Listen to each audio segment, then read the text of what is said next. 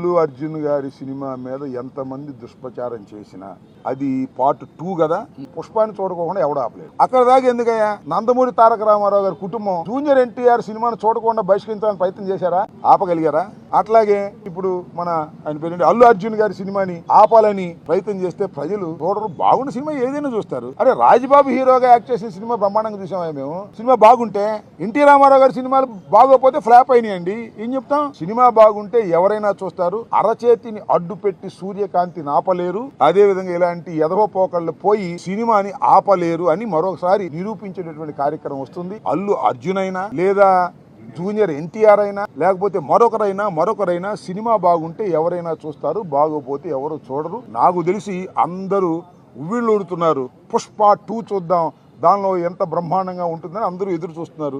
నేను కూడా ఎదురు చూస్తున్నా. నేను కూడా పుష్ప 2 ఎలా ఉంటుందో చూడాలని నాకు బాగా కోరికగా ఉంది.